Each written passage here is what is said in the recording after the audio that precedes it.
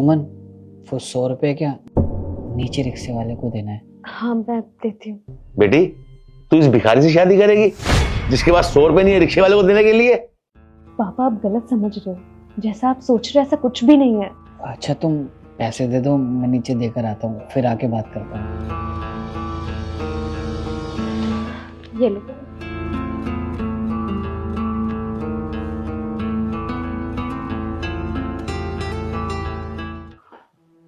वो मैं बैठ जाऊं? बैठो। जी अंकल, पूछिए, आपको क्या पूछना है? और सॉरी, मैं थोड़ा लेट। रिक्शे पे आने वाला कभी टाइम से आ सकता है क्या? इनको क्या पता टाइम की क्या वैल्यू होती है। Sorry uncle. पापा आप छोड़िए ना, जो बात करने आए थे वो करिए ना। अब बात करने को बचा क्या है बेटी? मैं तुझे इससे शादी करने की परमिशन नहीं दे सकता। बेटा इसके पास है क्या तुझे देने के लिए? जिसके पास खुद 100 रुपए नहीं है रिक्शे का किराया देने के लिए, और वो किराया तुझसे मांग रहा है, तो ये तुझे खुश कैसे रखेगा है? बेटी मुझे तो ये लगता है कि ये ना शादी के बाद ना घर जवाई बनेगा। नहीं अंकल, आप गलत समझ रहे हो, मैं काम करता हूँ।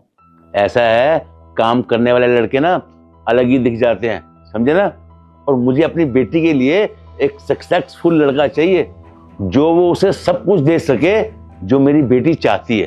तुम जैसे लड़कों को ना मैं अच्छे से जानता हूँ, समझे ना? तुमने ना मेरी बेटी को बातों में फंसा रखा है, और तुम्हारे पास ना सिर्फ बातों के अलावा ना मेरी बेटी को देने के लिए और कुछ भी नहीं है। अरे नहीं अंकल, आप गलत समझ रहे हो। मैं सुमन से ना बहुत प्यार करता हूँ, और उसे मैं बहुत खुश रखूंगा, और वो भी मुझसे बहुत प्यार करती है। और अंकल, हमें ना पैसों की कोई चिंता नहीं है, हमारे लिए रिश्ता मैटर करता है। हाँ, मेरी बेटी को तो किसी चीज की चिंता नहीं है, क्योंकि इसका बाप अभी जिंदा है और मेरी बेटी अपने पैरों पे खड़ी है। और हाँ, तुम्हें चिंता इसलिए नहीं है क्योंकि तुम मेरी बेटी के साथ शादी करके इसके पैसों पे ऐश करोगे। पापा ऐसा कुछ भी नहीं है, आप रुस्तम को गलत समझ रहे हो।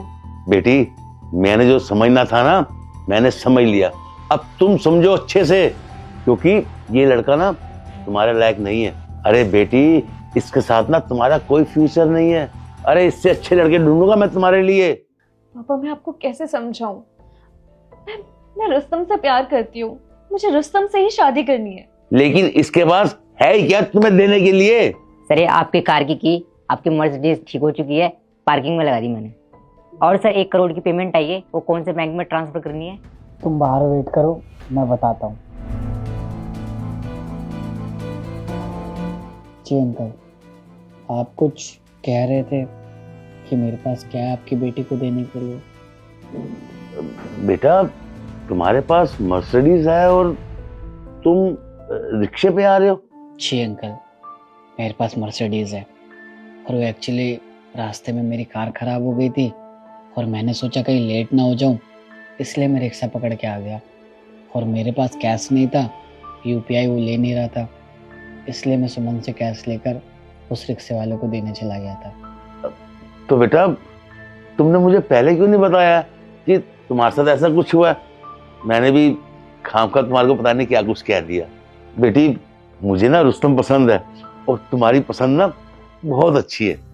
नहीं अंकल, आपने बोला नहीं, आपने तो मुझे जज कर लिया, वो भी सिर्फ 100 रुपए के लिए जो मैंने सुमन से मांगे।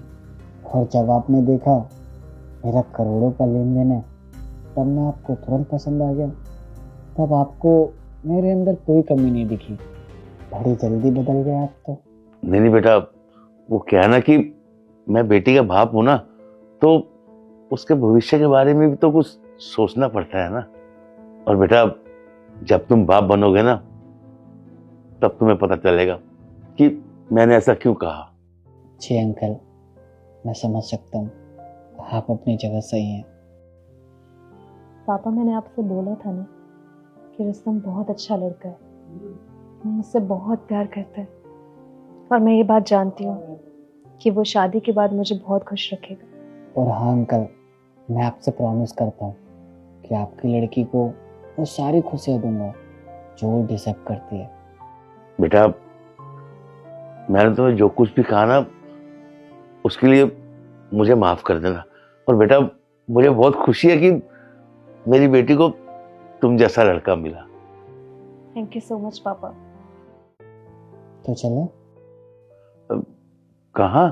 वो पापा जी, आपने परमिशन दे दी तो मैं सोच रहा था सुमन को लॉन्ग ड्राइव पे ले जाऊं।